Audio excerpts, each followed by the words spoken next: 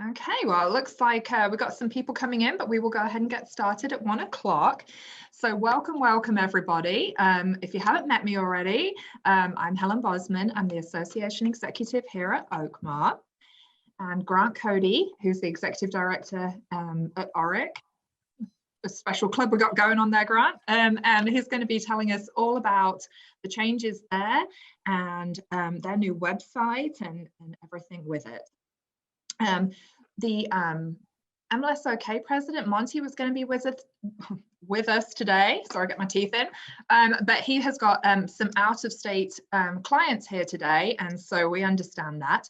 We do have the Oakmar president, Stephen Ligon, with us. So, well, sorry, I'm a second ago. I've lost him. There he is. Hi, Stephen. Did you want to say a couple of words? Maybe. There it is. If I can push the unmute button fast enough. I just want to say welcome. Thank you all for being here. If I haven't met you guys yet, just like Helen, I want to introduce myself. I'm Stephen Ligon. I'll be your president this year. And I'm really looking forward to getting this insight from Grant. I know that ORIC has been up to some good stuff, so I'm excited to see this. Yeah, thanks, Stephen. Yeah, I think it's we're making some great changes, and and I would just like to just say thank you, again to Grant, and do it publicly, for all the wonderful things that they've been doing at ORIC and the way that they are working with us as a local. Because now I don't want to tell you guys all the bad stuff, but if someone goes inactive at ORIC, our systems don't talk to each other automatically. So sometimes that could mean that someone has a lapsed license at ORIC and they're still active in our MLS. And I know, we've had that reported to us before, and we're like, oh no, what just happened? So with Grant's help and John here on staff, we're really getting those lists pulled together so we can catch those people faster, because we don't want them in the MLS probably any more than you do. So, and hopefully it's just an oversight and they can get themselves sorted at ORIC and get everything back on track. But this is part of the wonderful collaboration that we've got going with Grant, and so we are very much enjoying this new era of ORIC. Okay, so I hope you just saw rainbows when I did this, because we are. So Grant, I would just like to turn it over to you, and please tell us all the wonderful things you've got going. Thank you. Thank you. And thank you guys for letting me join you today. I'm going to do my best. I'm actually pretty sick right now, but didn't want to pass up an opportunity to kind of visit with you and tell you a little bit about what we've got going on, what you can expect moving forward, and then take some questions and answers. I really don't want to talk for like too much time, so I'm going to kind of hit the high notes and then take any questions, comments, answers, all of that from you all. So the first thing I'll just say, for anyone who hasn't had an opportunity that I haven't had an opportunity to speak with yet, I stepped in as director exactly 1 year ago in March, actually. And where the commission was at the time was in a really bad place. We didn't have any technology. We didn't have any tracking capabilities. I know it was really frustrating to try to get things processed.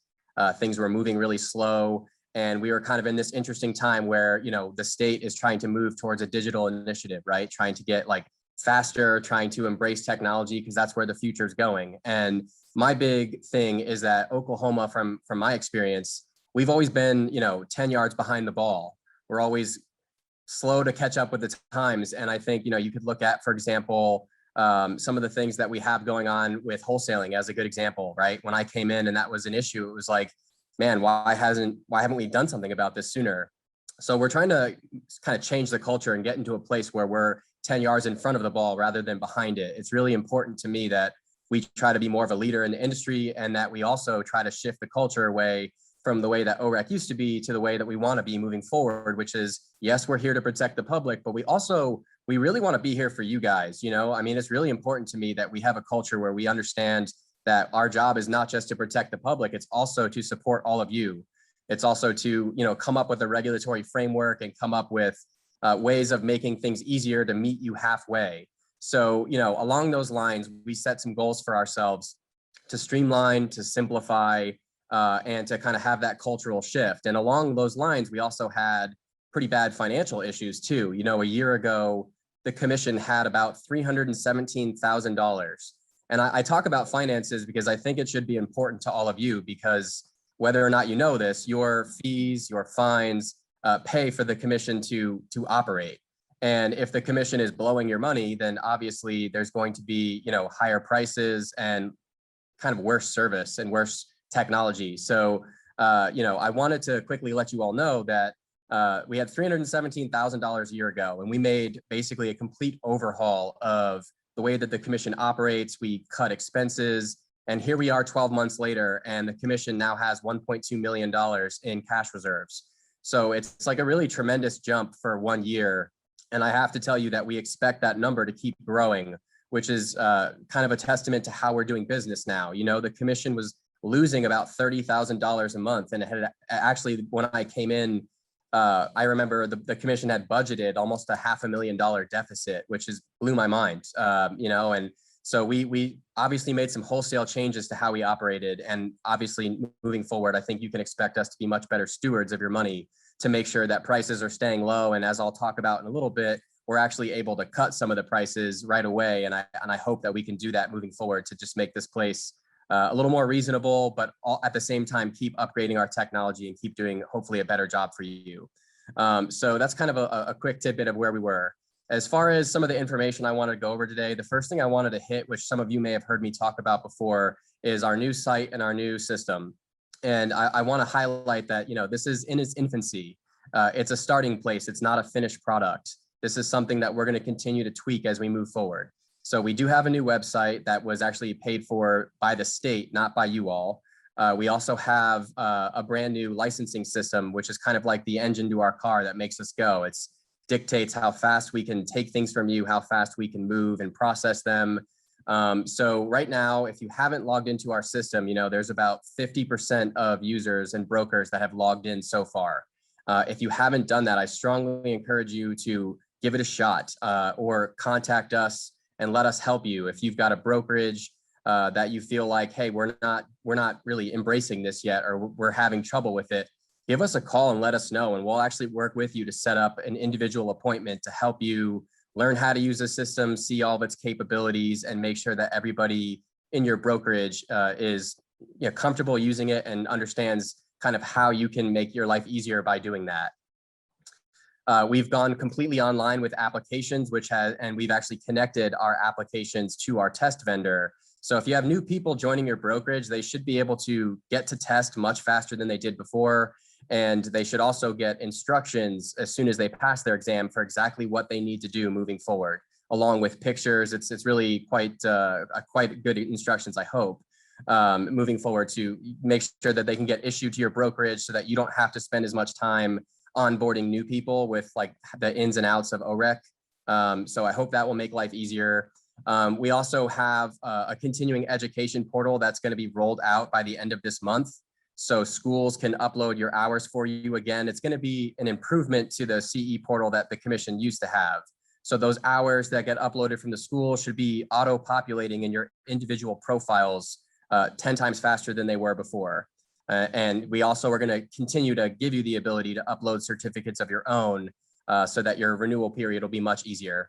And speaking of renewals, all of our renewals are now automatic online and instant. So if you go online and you've got your CE done, you can renew your license instantly and receive it instantly rather than having to play that fun waiting game that we used to have to do. So those are just honestly feedback that we got from you all about things that you wanted to see kind of improved, and keep giving us that feedback. I really thrive. Like, that is the most important thing. If you take nothing else from me today, is please don't be afraid to tell us how you feel. Tell us what we can be doing differently to help support you and to make your life easier. Because really the regulatory body for a state should not be hindering your business. We should not be. I want to get out of the way as much as possible and help you. As far as some other big changes that I wanted to highlight, our public registry, if you haven't used that yet, on our website, if you're on your computer right now, I encourage you to just take a quick look. orec.ok.gov. We've got our hot buttons on the front website, on front of the website there. And if you click our search a licensee function, that will take you to our public registry where you can now search businesses or individuals. And some of the changes that we've recently implemented, you can now view and search trade names. You can view and search team names. You can search by license numbers if you'd like to. For brokers, I think this is a really awesome tool that you should have saved to your hotbar in whatever browser you are using. because it's also mobile friendly. So in seconds, you can take a look at your brokerage. You can see an entire roster of who's in there. You can see their license statuses. So this should kind of help avoid issues like Helen mentioned with somebody maybe having an inactive or lapsed license by mistake. So you can take a look at what license statuses are. You can take a look at when license expiration dates are coming for people in your organization. And again, you can see all of the trade names and all the team names that are registered with your brokerage. So maybe you see somebody in your brokerage advertising with a name that's not on that public registry. You can catch that early and go ahead and register with that with us using that online license portal. Hopefully that is very convenient and easy to use. And again, if it's not, let us know and we will work with you, whether it's 5 people, we don't care. There's no group that's too small for us. We will work with you to make sure that you feel comfortable using it. I think as we move forward, we're going to continue to tweak and improve this system. We actually chose a vendor that we felt would do a really good job working with us, and they have. They've actually made about 200 or so changes to the system since we went live January 1st. And we're going to continue to roll out upgrades and changes to that. So we feel very good about where we're positioned. All we need from you is communication about what we can do to make your lives easier in conjunction with that system. Moving on from that, I will say too, our staff has done a really, really good job of taking all of the old data from our old system and upgrading and typing in manually all of your business address information and contact information. So if you're doing business across from somebody, this is a really, really great tool.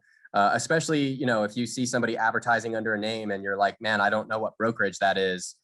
You can type in that name and pull it up. And if nothing comes up, shoot an email to our help desk and we'll let you know whether or not that person actually has a registration issue.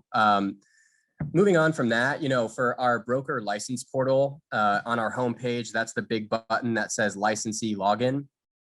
And I am kind of making this a little more specific to brokers, but for your broker license portal, I don't know if you know this or not, but you have like extra capabilities in there that the sales associates, broker associates, and other people do not have. You are able to release an associate instantly on there, and it will provide notices to that, to us, to the brokerage, and to the individual that's being released instantly. It also gives you the ability to audit your history. So anything that you're doing in the system and your portal, whether you're approving a transfer or approving a release, maybe you're approving a request for somebody to join your brokerage on an issuance request. You can also approve and register team names, trade names, and trust accounts. People in your organization, if they ever want to register something like that, you should be getting an auto notification to your email immediately as soon as they do that, prompting you to go in and provide your approval. Anything that you've ever approved or done in this system, there's an audit history for you to look at. So if you're ever in a dispute with somebody over like, hey, when did I release you? Or when was the effective date for something, you can actually go in there and find proof of it. So I hope that will be a useful tool to you. And if it's not something you're using now, again, really, really encourage you to do that. Obviously, we switched to digital licenses. I'm going to talk about that in a minute with rule changes and how that's impacting some of those traditional rules about you having a big book of everybody's licenses on site. That's something that's actually not required anymore. It's something that we're not enforcing as of like right now. And we have some rule changes I'll talk about in a little bit with that. The digital licenses and pocket cards, that's the way of the future. I know some people prefer to have paper, and I did want to let any of people who feel that way know that we're actually going to be rolling out the ability, I think in 2022, for you to actually purchase like nicer paper certificates for your wall or anything like that, if that's something that you would like. I don't think it's going to be anything like super expensive, just enough to cover our costs. But that will be something that's there if you do prefer to have something like hard copy. But I always tell people, like, we're mobile friendly. So hop onto your phone, get that pocket card on your renewal, and take a screenshot with your phone and save it in your pictures so that you can pull it up anytime you need it. As far as the system goes as well, I wanted to highlight that we have all new notice capabilities. That might be something you've dealt with already, getting automatic email notifications. Our system has actually sent out over 40,000 notices since January 1st. And for brokers, I want you all to know that you're getting notices 48 hours before anyone in your organization has a license lapse. And then you're getting a notice when their license lapses as well. letting you and them both know that the license is lapsed. It also provides, I believe, a hot link for you to go in and reinstate your license. And our new system has made reinstatement of a license much easier. If you've let it lapse for a few days by accident, we're no longer requiring you to go get a background check. That's something I really didn't feel was necessary or fair, to go spend $60 and go through that dog and pony show of getting fingerprinted and waiting. If you ever have had a background check with us, your information's on file. So if you're ever arrested or something like that, we will get notice of that. We don't traditionally take action against people anymore for like misdemeanors, really only like felonies, because we believe that the criminal justice system is doing its job with misdemeanors. Like they're going to fine you and deal with all of that. So it's not our job to do that on top of it. As far as other things I wanted to highlight, you may have noticed if you called us that we're using an automated voice messaging system these days. And I know that, some people definitely prefer when you call a place to get a human being on the phone right away. And I'm one of those people. I actually prefer that too. But the reason that we've done that is for accountability and for streamlining.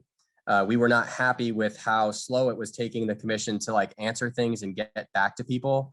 And we also had no way, me as a director, I had no way of knowing how many calls are we getting? What subjects are those calls about? And who on my staff is doing what they're supposed to do or not doing what they're supposed to do. So every call and every email that comes into the commission, I think it's important to know this, goes to one central location now, and it's actually archived. So we can search by name, by telephone number, by email address, and a whole bunch of other things, and pull up exact dates and times for when somebody called or submitted something.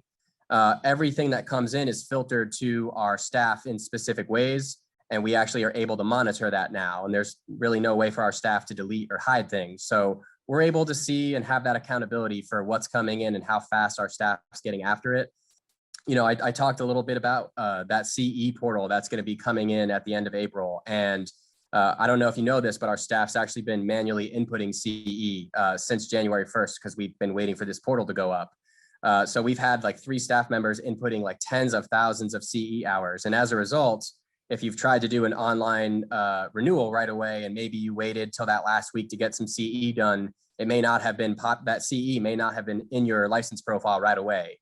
So that CE portal should fix that issue, number one. But number 2, having those staff members get off of doing that work and focus more on customer service should continue to help us speed up. We recently added 3 staff members who are doing a great job. So, honestly, right now, if you're submitting something to the commission and you've given us all the requisite approvals or all of the information we need, it's getting approved and processed the same day that it comes in. And as far as maybe broker approval on something waiting, mainly for like transfers and things like that, if we haven't gotten your approval, our staff will be calling you within 3 days. So if you start getting some more calls from us, if some of you may have recognized that that's happening already, but I hope that will kind of speed up the process, number one, but also make life easier for you knowing that you've got some help if maybe you missed an approval on something like that. So I know it's a little frustrating maybe to not get someone on the phone right away, but things are moving faster here than they ever have before. And, we're not satisfied with where we are, but we have made improvements and we're going to continue improving on that timeline. So hopefully you'll continue to see things go faster and continue to kind of have more transparency in that process. As far as one more thing I wanted to highlight, most of our notifications right now are email based. And I know that some of those notifications are actually getting stuck in maybe like a junk mail or something like that. We're working to kind of limit that issue, but I know some people don't really check their email that much. So we're also going to be rolling out SMS text notifications so that if you've got a cell phone registered with us, we can actually shoot a text message to you to let you know, hey, this is waiting for your approval, or hey, maybe an associate of yours just filed something that they want you to look at.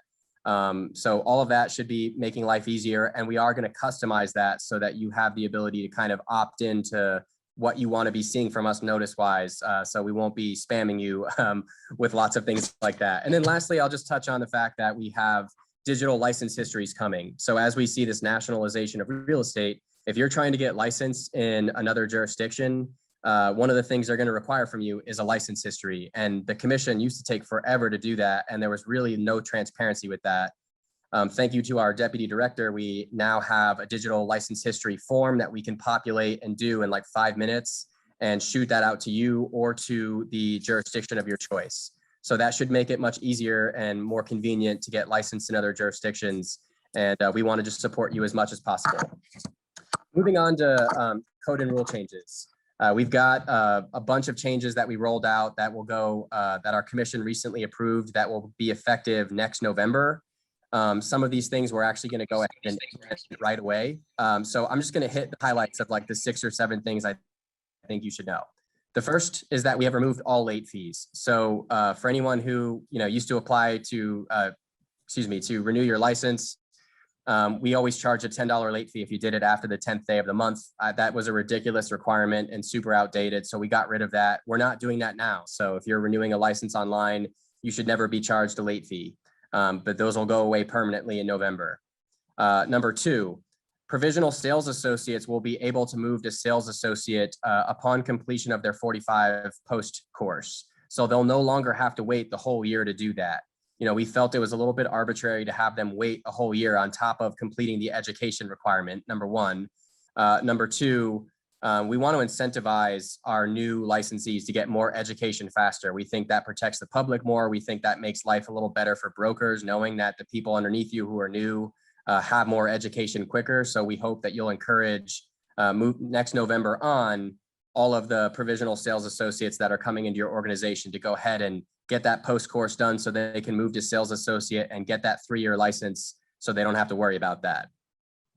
The next change is that we have lowered our passing score for in-class exams for CE, the post course and pre-license course from 80% to 75. That will be in line with our cut score for our state exam that's official. So for in-course exams, should be a little bit easier. We got rid of the background checks, like I mentioned, for if your license has lapsed for under a year. So if you happen to let it lapse for a few days, 6 months, you can actually reinstate it very simply without having to jump through all those hoops, and you can do that online. We've streamlined, we introduced a bunch of rules I won't go into detail on to streamline our disciplinary process. It took way too long if you had a complaint against you for that to like kind of get to resolution. So that's going to be much, much faster. Those changes we made are really just kind of in-house to make it faster so that we don't have to jump through as many procedural hoops. And I think that combined with the fact that complaints are now online and have online notice capabilities, hopefully that makes life a lot easier. And we've also reduced the number of commission meetings we're holding so that we can kind of hop into hearings much faster if they're necessary. But you've probably noticed too that we're not, hitting like advertising complaints and things like that nearly to the level they were before.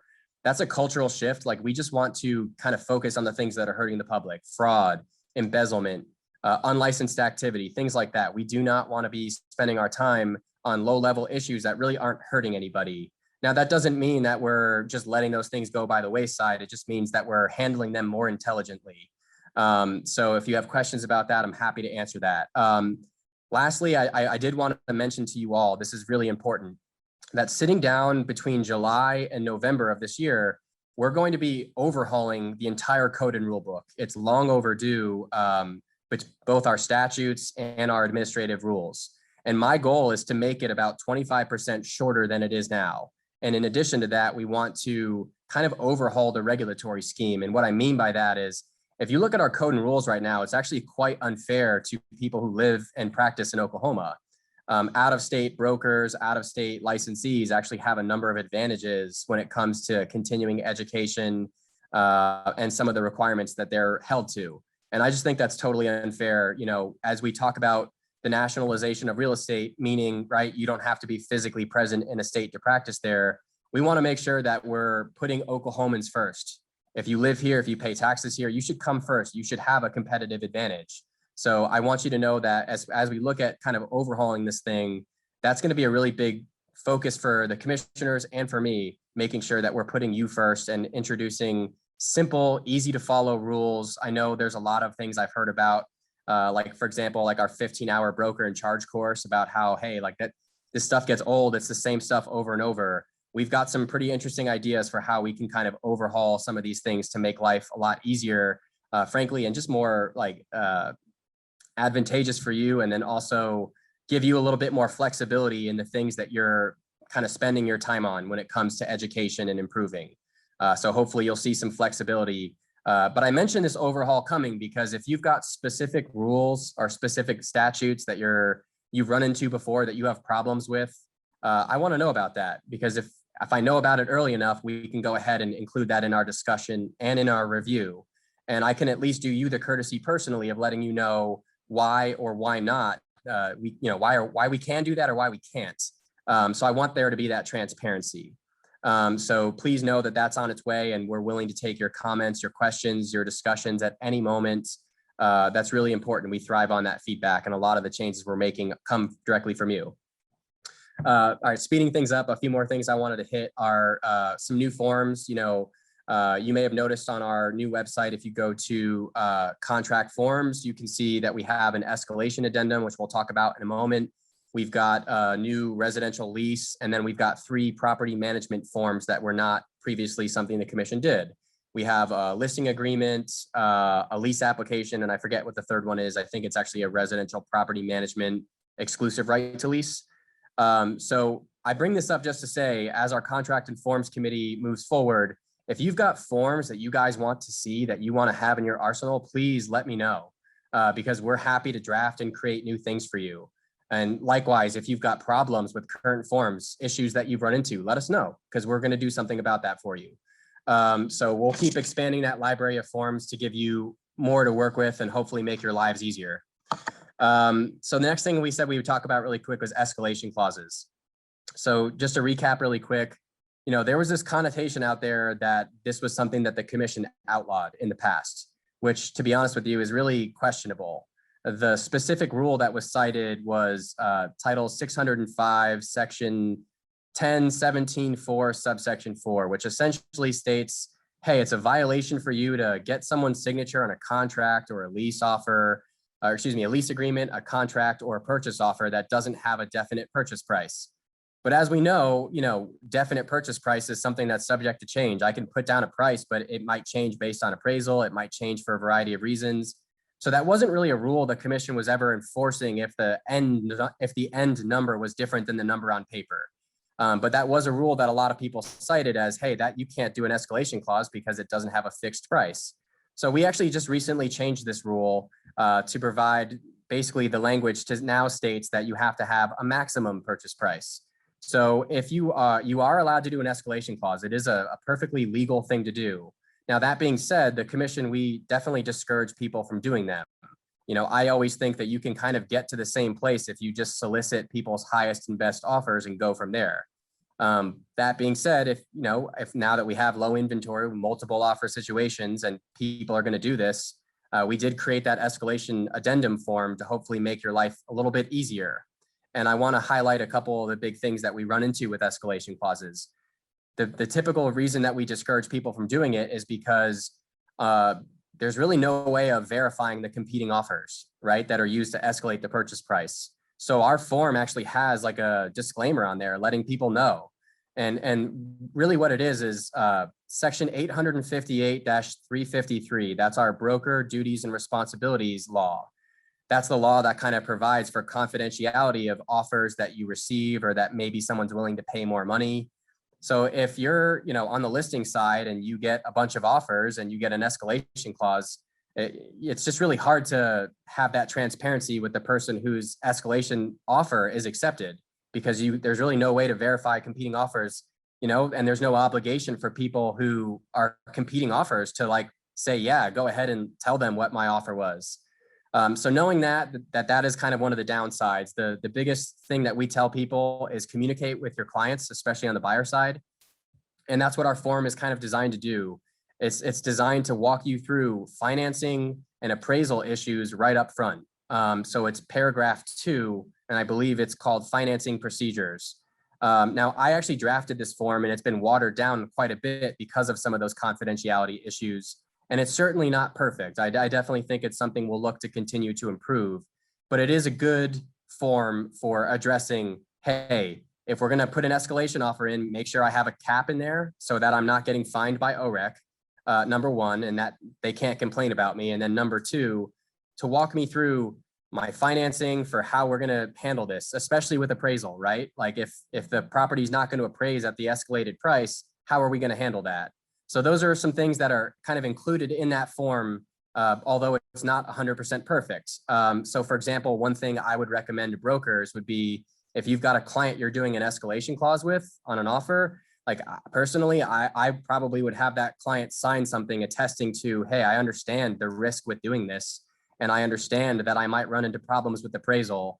And that should help you open up those conversations for, are we going to have you pay out of pocket if this is accepted, to have that heightened amount, or how is this going to affect the loan that we have? And maybe that's something we can start discussing early on, right? Getting your client connected with whoever their partner is for the loan.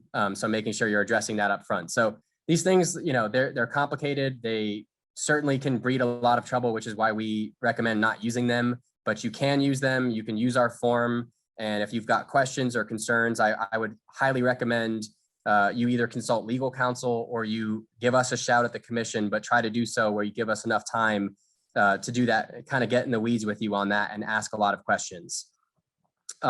Moving on from that, I think the last thing I wanted to address really quickly was just changes to our investigations and our cases. I kind of mentioned before that we had some rule changes that are going to streamline that process.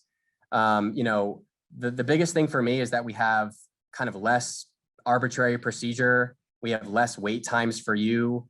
And we're working on notices right now. So right now, if we close a case that's submitted to us online, or a complaint, if you will, the complainant is getting an electronic notice the second that we close that. However, we don't have the ability to provide an immediate electronic notice to you as the broker as well. Why? Because the complaint that comes in is connected to an email address, whereas the subject of the complaint, there's no way for us to program that in right now. So I did want to let you know that, in the past, we basically operated on paper where if you were lucky, you got something in the mail saying, hey, this has been dismissed against you. Moving forward, our staff's actually now trained to call and email, in addition to providing you a letter, kind of snail mail, letting you know that a case has been closed. So we're trying to do a better job communicating with you through that process. And now that things are calming down a little bit with some of these huge changes we've made, we're also going to be working on kind of just providing some things that we can send with you along with that initial notice if a complaint's been filed against you or someone in your brokerage. What I mean by that is we're going to be kind of providing you with just more transparency. Like, here's a one-page document that sort of breaks down the process, where we're in on that process, where we're going, what your kind of rights and opportunities are, and then kind of give you some timelines to build in, as well as some direct contact information. So I want to increase our communication with you. And lastly, on the topic of communication, we will be rolling out our commission comment again in kind of an updated, modern way, so that you can get some routine communications from us about what's going on and what's changing, as well as see some of the disciplinary stuff that's going on to hopefully use as an education tool for yourself and the rest of your brokerage, because we certainly want to meet you halfway and help you avoid making mistakes that other people have made. And that goes back into making our code and rule book much smaller, much easier to digest. Lastly, this is the real lastly, our website right now, if you go to investigations, I think it's under, we have an advertising checklist so that you can use. It's really simple. It's one page. I highly recommend that you give this to everybody in your brokerage, so that every time they're putting an advertisement, whether it's something on Facebook or they're paying to maybe do something in print media, that they can just really quickly reference that and kind of check off the boxes for, hey, have I done everything I need to do? And moving forward, we're going to try to create more content like that for you that's helpful and kind of takes the code and rule book and puts it into like a one-page infographic that just makes life a lot easier. So that's a lot of me talking. I'm going to go ahead and shut up and open it up to any questions or comments. I think there were a few in the chat box that I'll take a look at. But we want to hear from you guys, and hopefully that gives you a 30,000-foot view of some of the changes we've got going on here. I think you can expect to see us continue to go in this direction, and hopefully you'll continue to see an improvement. If you've got constructive criticism, let me know. And I will do absolutely everything in my power to correct that as fast as possible. It's been a lot to clean up here this year, not just financially, but pretty much every facet of what we do. So hopefully you're seeing an improvement, and we'll open it up to questions. Thanks, Grant. That was great.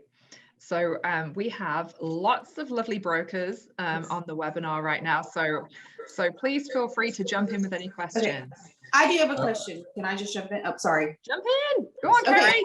I'm really shy. You guys know that. So here's my question. Because of COVID, it seems like everybody and their dog right now wants to get in real estate, which I get. And I do think that, you know, real estate's out there for everybody.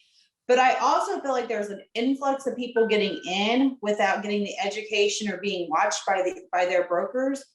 How is the commission handling that? Are we going to like make it? I mean, a lot of other states are a lot stricter on this. It's the biggest financial, you know, purchase people are going to make. And it's just like, I feel like we're just giving license out, and which I understand, I get it, but I also feel like some people just need to be, I mean, we have some brokers out there that have, you know, thousands of people with one broker, and there's just becoming a lot of issues. I'm seeing that. I'm sure other people are seeing that. How is the commission handling that? And am I the only one thinking this, I guess? Thank you, Carrie. I appreciate that. Yeah, so I'll just speak to a few things. We are seeing really kind of everywhere, but especially in Oklahoma, like they're lowering the barrier to entry. And some of this actually has to do beyond the commissions. So the first thing I'll kind of address is the fact that, I don't know if you know this or not, but basically the legislature last year made a big change where they basically said, hey, we're no longer going to give regulatory bodies like the commission the ability to deny somebody a license for a whole host of reasons that they would have in the past. And I got to be honest, like my point of view, like I think that's bad for the public. So a good example of that would be somebody who's got a rap sheet of like 15 misdemeanors. They can get a license right now. We can only deny them a license if they have a felony conviction, and not just any felony conviction, a specific felony conviction. It's very watered down from what it used to be. And when you think about these people having access, like unfettered access to homes throughout the state, that's a little terrifying. We voiced our opinion on that, and it's something we're pushing back against, but that's what our state lawmakers chose to do. So we are seeing that barrier to entry being reduced. As far as, you know, people coming in, we are definitely seeing a run on people coming in real estate. That's definitely true. Our kind of threshold for what you need to do has not changed as far as a 90-hour pre-license course.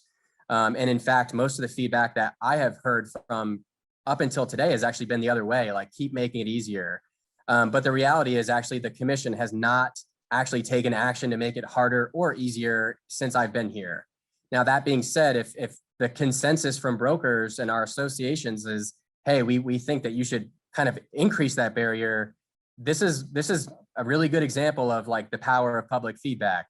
That's actually not a decision that I make in my discretion here, right? That's something that we do based on what the majority of you want. So if you want to make the threshold for getting a license a little bit higher, meaning, hey, I want more education up front, or I want more kind of procedural hoops to jump through, that's something that we're going to have to hear from you. And I appreciate hearing that today, because it's certainly something we can discuss.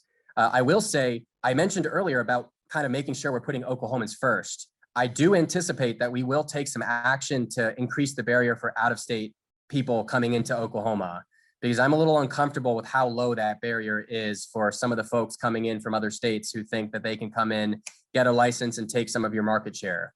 You know, I think that's just fair that we constantly make sure that we're putting Oklahomans first. You live here, you pay taxes here, and I think there's a pretty damn good argument to be made that it's better for the public to have someone who lives here helping them sell a home or buy a home than somebody who's located in New Jersey, not just from an accountability standpoint, but also for our economy. Let's keep our money here, and who knows Oklahoma better than the people living here. So I appreciate that comment. I really appreciate the feedback.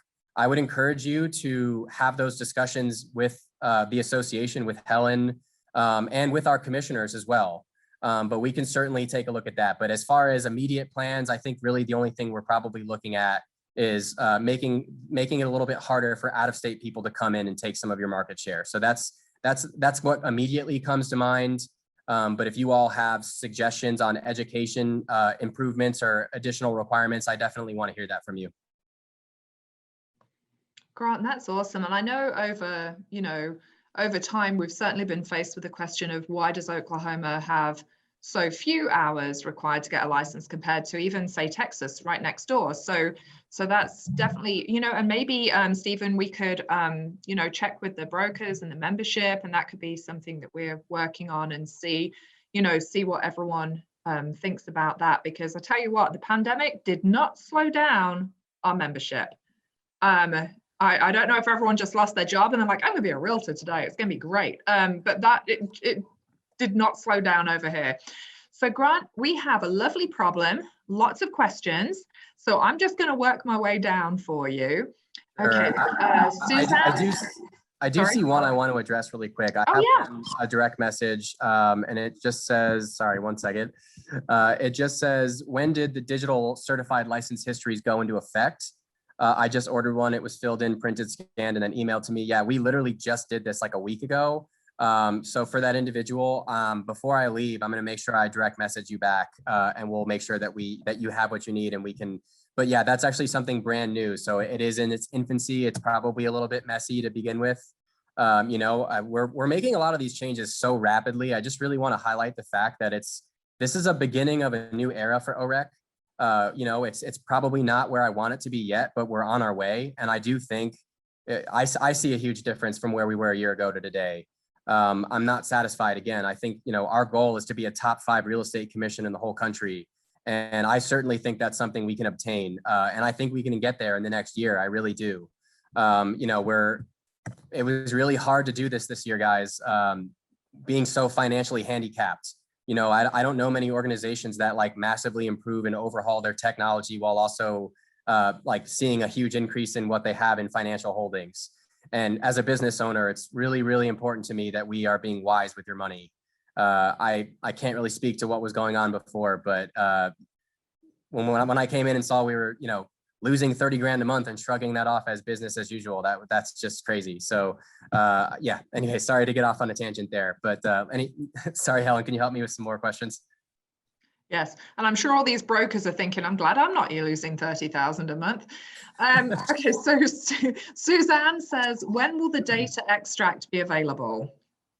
Yeah, that's a great question. That's a huge priority for us. Right now, we don't have an ETA. The way that the data extract worked before is it actually was created by a third-party company called Oklahoma Interactive. And the state of Oklahoma stopped contracting with Oklahoma Interactive. So we actually have to work with our new vendor to get a data extract going.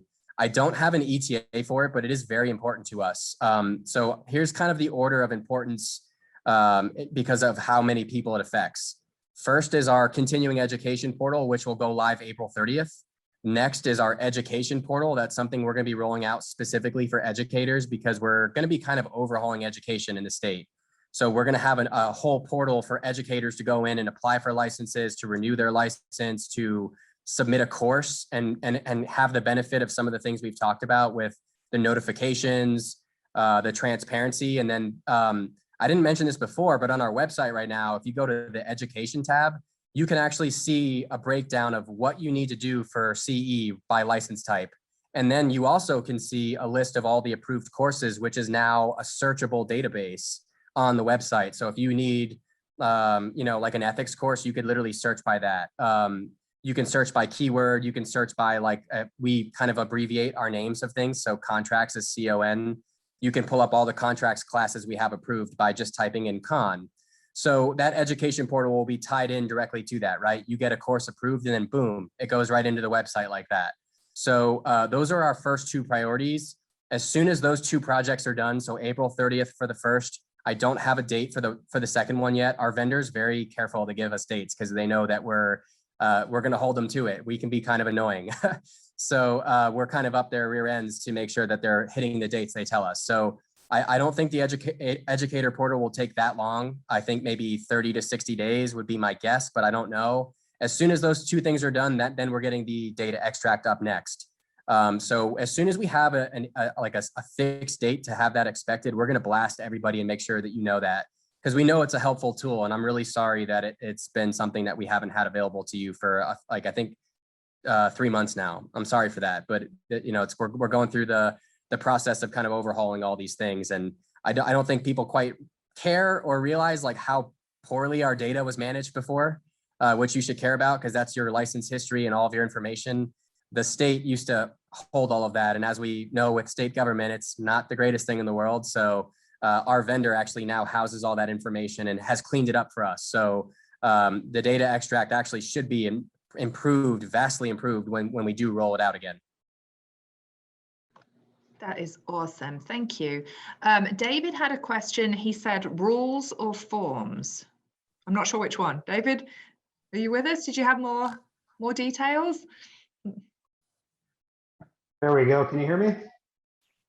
Hello? Yeah. Hi, we hear I you. just wanted to know who you're suggesting we submit comments or suggestions to rules and forms. I would love to do that. Who do we send it to? Sure. Yeah, you can send them directly to me, or you can send them to our help desk, help@orec.ok.gov. If you just put in the title of the email rule suggestions, our help desk will actually auto forward that directly to me. And that's probably the easiest way to do it so that it's archived. Basically what my process, David, is going to be is I'll collect all of your comments, all of your suggestions, and then take them before the commissioners in July when we sit down for our strategic planning session, which is basically once a year, the commissioners and I sit down and we kind of go through what do we want to do this year? What do we want to accomplish and change? What are we hearing from people that we maybe need to do differently? That's probably the most important meeting we have of the year, and it is open to the public. So I want you to know that that's something you can also attend as well. And we'll certainly put that out on our website and post it publicly when we have a date set for that. We might do it virtually. It's kind of hard in this day and age to know whether you're going to do it in person or not. But that'll start the process. And I haven't sat down with commissioners yet to kind of discuss how we're going to attack this. I anticipate that we'll probably end up putting together a small committee that's going to be kind of our rules committee that will discuss and kind of go through. But when it comes to the actual legwork, I'm going to be the one that's actually rewriting all of this stuff. And so if I see it, I can absolutely, really, I would just highly encourage you give it to our help desk, help@rec.ok.gov. And don't pull punches if you've got something. You know, one of the things that came up at our meeting the other day was the need for the brick and mortar rule. So we have that rule that says, hey, you have to have one of the ones. That's one of the ones in Oklahoma. And we know that that's kind of an outdated concept a little bit. It's starting to go there. Now, this actually came up with on a discussion with all the directors in other states as well about, hey, every state pretty much has that requirement, but now that we're moving into more of a digital age, is that necessary? So that question was posed, and that kind of impacts the need for branch offices and branch brokers and a whole bunch of things. So we haven't gone down that rabbit hole yet, but those are the types of things that we're going to be looking at. And your feedback is really, really important for that. So definitely feel free. I'm going to go ahead and drop into the comment box our help desk information. And really our help desk is awesome these days because when I would say like 6 months ago, it was like 100 things deep and it just never ended. And now it's almost like, hey, is it broken? Because there's so few things. They're going straight to staff members and they're getting them done very quickly. So anything that's rule wise will come to me. I also think it would make sense for maybe Oakmar to have some internal discussions about that, right? As a group, maybe you guys want to form a small group and get together and talk about some of the rules that you've got issues with or that you'd like to see changed.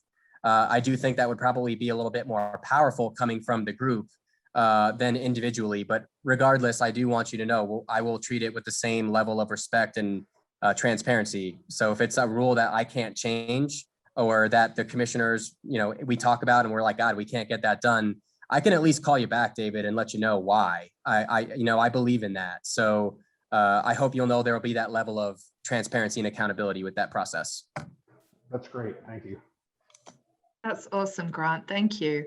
Anna Yarborough has said it's like the Wild West. And it's funny. I want to tell you guys something funny from this morning, except I'm not sure it is. We had a builder who had signed an exclusive listing agreement with 2 different brokerages. And we just want to remind you that listings are like dating. You can't be exclusive with 2 different people at the same time. So we just want to remind you guys about that. So that was fun this morning. Okay, so back to this actually happened, I have to say, but back to more serious questions. Jana was asking about the escalation addendum. Jana, did you want to unmute yourself and have a chat about that.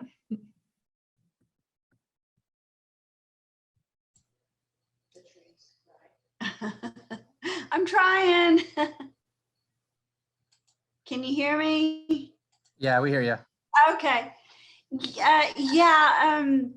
I just don't see this being a good tool for when you have multiple offers and one is able to continue going above the others unbeknownst to the others. It just doesn't leave a fair feeling about it. Yeah, I actually have heard that feedback before about creating that equal opportunity, Jana. And I do think that's something that we can look at as far as how we edit the form. But it's a tough situation because the thing about it is like escalation clauses and addendums, they're legal to do. And, you know, I don't think really that the commission wanted to be more restrictive on that by saying, no, you can't do that. Because if you're not going to do that, other people will. And frankly speaking, it's not an offense that would be worthy of like revoking a license, right? So there are definitely people out there who feel like I'm happy to take a fine if you catch me. And that's if we promulgated a rule to take that ability away from you. And I think where commissioners are right now is that they want to give our licensees as many tools as possible. But I agree with you that it can be very unfair. And I think, you know, as we move forward, maybe we can address this by tweaking some rules as well as the form itself. But I also think education on this front is something that we can do something about. You know, I haven't had the luxury of being able to hop into education the way that I would like to, as far as like the commission providing some free education to people. But I do think, you know, as we move forward, hopefully we can kind of roll out some things that are specific to hot topics like that. Like, hey, if you're on the selling side, you should be soliciting. That would be my advice, at least for right now. It's that if you had, you know, maybe 4 offers come in that were highest and best in one escalation clause that said, I'll do $1,000 over up to, you know, a certain high threshold. I don't think there's anything wrong with communicating. Obviously, you're not going to want to communicate the like exact numbers with people, but you can communicate and say, hey, we've received an offer. I'm not going to say from who at this number. To give people an equal opportunity to kind of compete with that. But that's one of those things that's like, I agree with you that it can be an issue. It can be unfair as far as, can I do something about that today? Like, I really can't stop that from happening. So I think that part of that may just be the communication factor with how we're operating as, you know, representing a client, right? With making sure we're communicating with the other party on the opposite side of that transaction to try to encourage and fight for that equal opportunity. But if anyone has feedback on that, I'd love to hear it. But as I'm sitting here thinking about it, I don't know that there's a way because when you're using an escalation clause, you're using it on the buyer side. So if the seller, you know, if it's unfair from the seller to like accept that, I don't think that there's a way legally that I could alter the form to say, hey, you can't do, you know, if you're going to do this, everyone, like legally, does that make sense? It's hard to kind of level the playing field via the form itself. And the only reason that we've created the form is because people were doing this incorrectly and in a way that was hurting the public, right? Like the biggest thing I saw was that a lot of people were saying, my clients will do $1,000 over the highest and best offer, but there was no cap.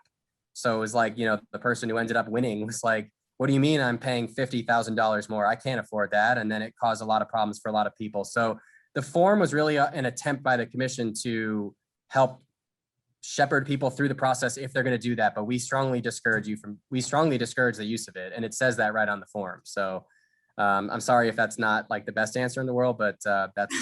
Yeah. Well, thank you. I just wish we could just stick with the highest and best and, you know, that be it. But yeah, I mean, hey, if that's a rule change that you guys would like to see to get rid of escalation clause and blow those out of the water for Oklahoma, I think the most powerful thing you could do would be to have a discussion as brokers at Oakmar.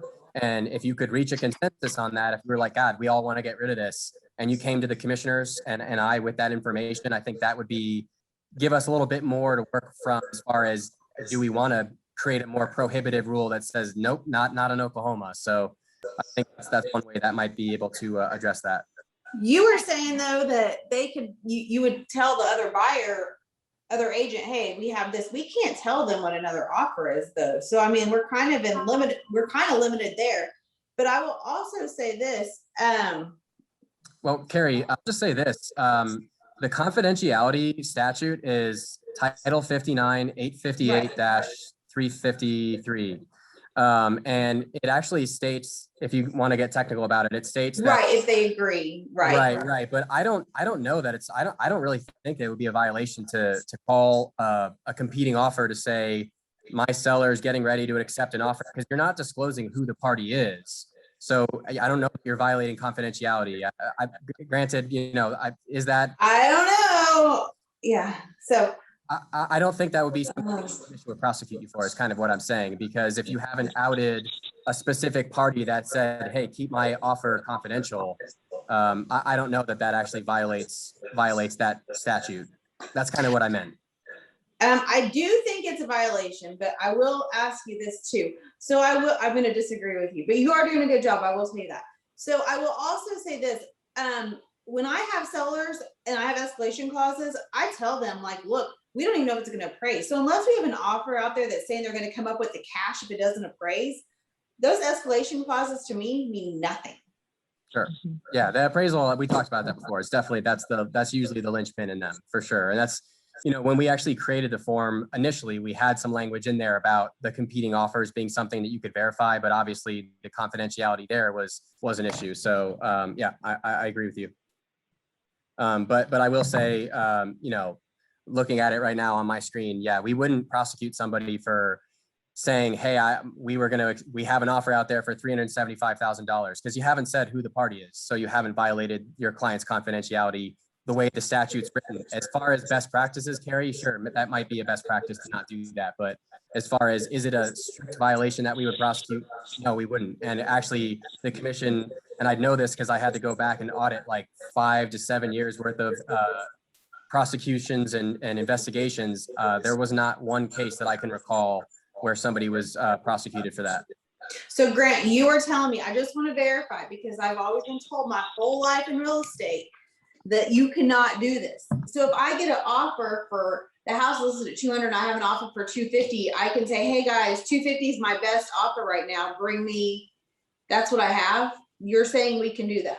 As long as you're not outing the specific party, right? The buyer or the person who has that confidentiality, or you're not saying who it is, I don't see that would be a problem. You are opening a whole box of worms. I'm not getting on a rooftop saying do that, Carrie. I'm just saying, as far as, do we prosecute people for that? We haven't, and I don't think that we will.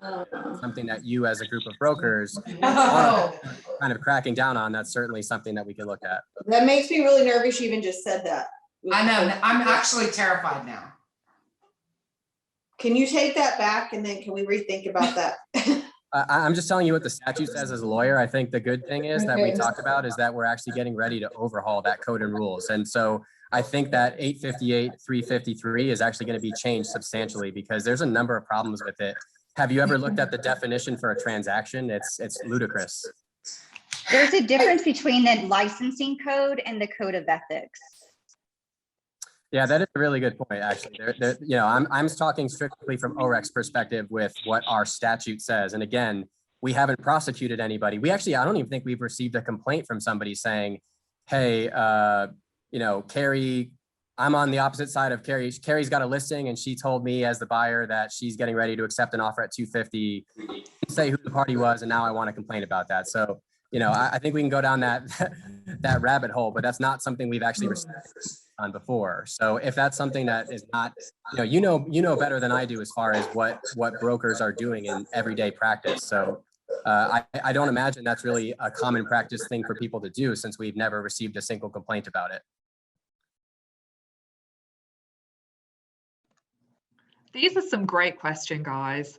And I know we're kind of, too. yeah, this is great. And it's helpful for me as far as when we're looking at the statute changes, what are we going to do? I certainly think it's helpful for me. So please don't pull your punches and keep it coming. Like, this is great stuff.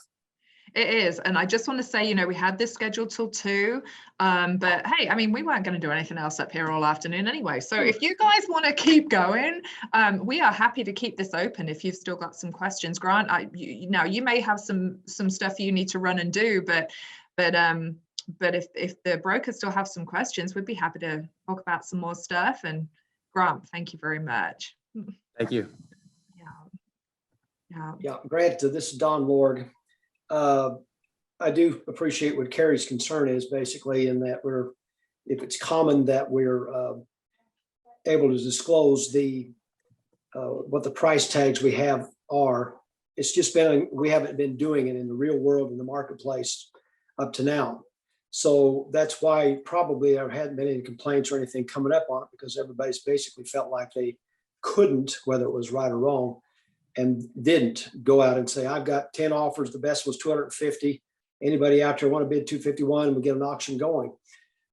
So anyway, I would have some concern myself about the impact of doing that, but we could see at this point in time, it could very well now happen, because folks at least are aware that that you won't be fined or put in jail over it. And so, yeah, I mean, anyway, there's just no authority to do that right now, Don, and that's, I want to be clear that I'm not championing, hey, go do this. I'm just telling you what the statute says as an attorney.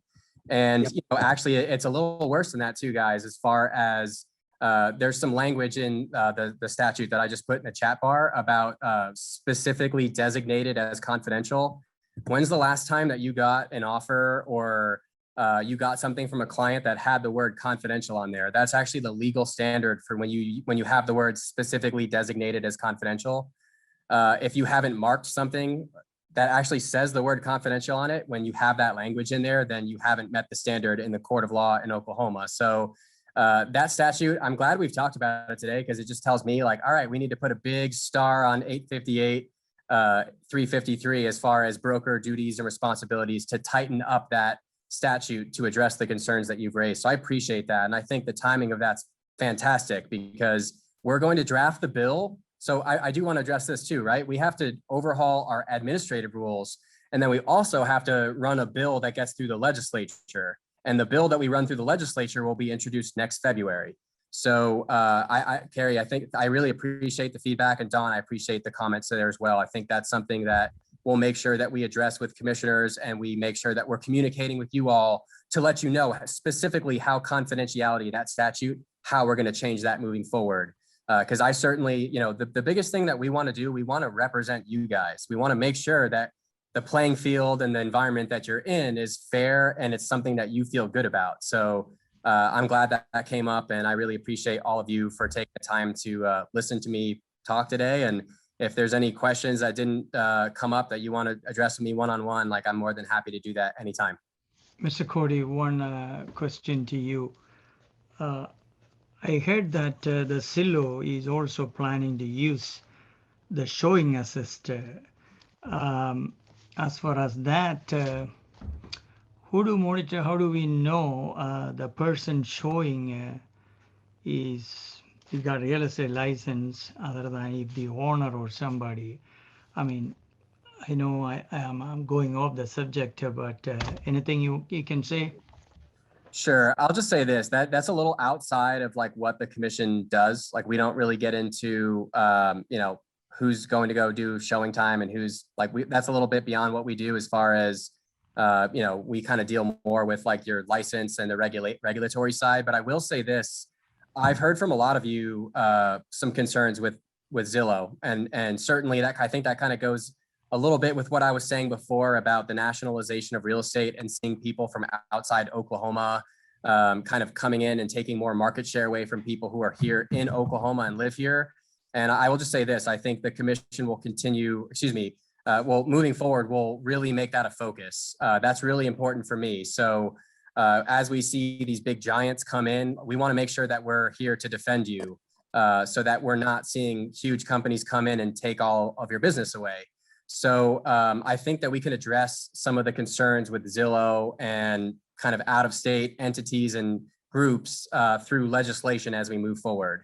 And that's kind of a joint effort between the associations and OREC, right? The associations represent you to tell us at the commission, we're worried about this, what can we do about it? And I think a good example of that is the Wholesale Bill.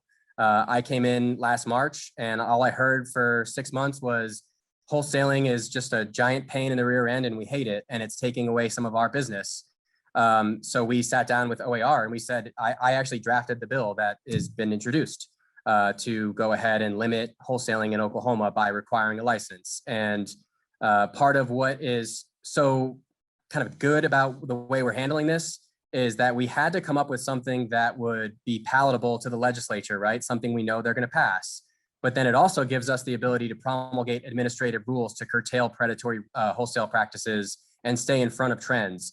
So the same logic kind of applies with Zillow and some of these big groups. We can get legislation passed that is palatable to the legislature, something we know they're going to pass. And then we can also promulgate administrative rules to make sure that we're kind of reflecting the changes that you all want as far as protecting your market and having a real estate environment that you want to practice in. So, you know, I think you shouldn't discount how much power you have as a group and as individuals to provide feedback and say, you know, what do you want Oklahoma real estate market to look like? You know, that's not something that the government should be dictating to you. That's something you should be dictating to the government. And I think oftentimes the government tries to dictate things and make changes without talking to you, but that's not how we run this commission. We run this commission for you and for the people of Oklahoma. So I really hope that you'll continue to be very vocal about the things that you want and the standards that you want, and we'll do everything in our power to make sure that we're making that a reality for you. Grant, you've done an outstanding job. Thank you so much. And, you know, we really appreciate it. And I think we're really moving forward into a new phase, and it's wonderful. I would like to invite you to join us for a free beer. We're doing a food truck day on April the 28th, and we're having a hot dog truck and a beer truck. So free beer and hot dogs for everyone. Hurrah! So, so we really want you all to come and join us. Bring everyone in your office. And I think we've got a lot from this meeting. I've been making some notes that we're going to come back and visit about. And we would definitely like to, you know, get some of you brokers together and help perhaps make some, you know, code and rule change suggestions that we can send to OREC. That will be fantastic. So this is just a great way for you guys to get involved. And I did see some of the comments in the chat about, you know, how it comes back to the brokers, and I think it certainly does, you know. So so this is great. And of course, if you're here, you're more involved as a broker anyway. So hopefully we'll get the rest of them involved at your level soon. That should be our goal. And I think Stephen Ligon's still here. Stephen, did you want to have a few words while we're here? You know, the fabulous part is we ran out of time. We had more questions for you guys, so we're going to have to do this again. We did. That's what I sent a private chat to Helen and said we've got some good things to discuss and to get some feedback to Grant and the commission as far as the code and rules change goes.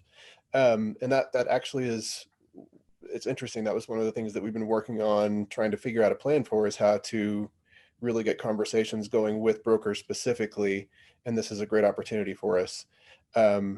Grant, what date do you need to have suggestions really to have them by to you in order to be able to do something with them? Yeah, so I would encourage those things to be submitted before July 1st. Really, I would say probably the middle of June would be ideal. And the reason for that is that it would give us time to organize and then put those things in front of commissioners for a more robust discussion. Now, that doesn't mean that that's the absolute cutoff date. That's just the best date, because that's going to make sure that it's really put in front of them for a robust discussion. If you have something that's submitted after that, we can still consider that. But I think that like the hard cutoff date is probably like September 15th or so, because it is going to take quite a bit of time to rewrite all of this stuff, including the administrative code, which will hopefully be organized by common sense moving forward, like business entities, and say everything you need to say one time in as few words as possible. So I do hope that you'll see a big difference with that. But yeah, I would say the middle of June. So that gives you about 2 months to get kind of a comprehensive group of code and rule changes that you'd like to see the commission discuss and review for changes. Great, thank you. Well, we'll absolutely plan to get some intentional discussions together about that, so we can have something specifically from our association for you guys to look at and have for feedback from us. Kitty, I see your comment in there. The silly clock over here was a gift to us from my in-laws, and we had to keep it, and it will not keep time correctly, and it is the most annoying, loud ticking clock I've ever heard in my life. So it's got some problem. I'm about to knock it off the wall. But that's why it's back there and it's wrong. So whatever time that says, it's like an hour and 10 minutes off or something. So I think that's all I really had though. So we will take the feedback that we've got here first of all, but then we'll get people engaged in some conversations to start this, to bring things to you for code and rules. Because it gets, once you start thinking in that vein, you really get specific ideas that I think we can give you some good feedback as far as what would work best for us. And I think the approach that you're taking of kind of, I think you referred to it as changing the culture at the commission of how we look at what the role is, because that's one little beef that I've always kind of had was, what does any of this have to do with protecting the public? Right. That's been what the purpose was supposed to be, but it's been for years about realtors and brokers picking at each other more than anything else. Like, hey, look what this person did. I'm going to send a complaint about them and get them a $500 fine. When really that takes away from your ability to do what the commission needs to be able to do, because you spend all the time investigating those kind of things. So That's entirely true, Stephen. I'm glad to see that. Love it. Love it. Thank you so much for being here. That's all I wanted to say about that. Thank you guys very much. Yeah, thanks everyone. It looks like they've really enjoyed it, Grant, with all your time and everything that you've done already. So this is wonderful. So okay, so once you get the real estate commission cleaned up, then is politics your next run? Because I mean, I think you could just get it all sorted. I'll tell you what, the more you get into the belly of state government beast, it's so much worse than people realize. I think the commission's like a good lens into it, but yeah, we'll see. Right now, my focus is just on fixing the commission and really righting this ship and creating sustainable change and culture change, and hopefully kind of leading us into a better future. But really, guys, it comes from you. Like I said before, the government shouldn't be telling you what to do. That's not really like our Oklahoma values. Like, you should be telling the government what you want done. And I can just tell you that we have pretty much a brand new team down here. Most of the people who are here are new, have been here less than a year, and we really sincerely care. There's a new level of care here because we've kind of weeded out all the people that we feel like didn't care or weren't up to the standards that we kind of hold people to now. So, I really hope that you'll continue to see an improvement. These things do take time, but I think we're off to a good start. And if we keep improving at, kind of steadily like we have been, I think you'll see a really, really big difference come another year or two from now. It's great. And, for us as a local association, everything moves forward in tandem. So, if ORIC are raising it up, then we can raise it up, and it just keeps going, so we're loving it. We're loving it. Yeah. I'm starting to see some comments come in about complaints. And of course we're seeing more because it's such a hot market right now. And there's just not enough, listings to go around. So we're starting to see more complaints, and I'm thinking with some of these comments that are starting to come in and stuff, maybe we'll do like an MLS specific recharge for the next time, because NAR will be voting on the new round of MLS changes in the middle of May. So I'm thinking, I know we haven't got used to the last lot yet, right? So we'll be having a whole fresh batch in the middle of the May. So maybe our next meeting we can start to talk about that, and that would be great. But thank you, Grant. Thank you to everyone for attending, and we hope to see you on the 28th, and it's free beer for everyone. Awesome. Thank you.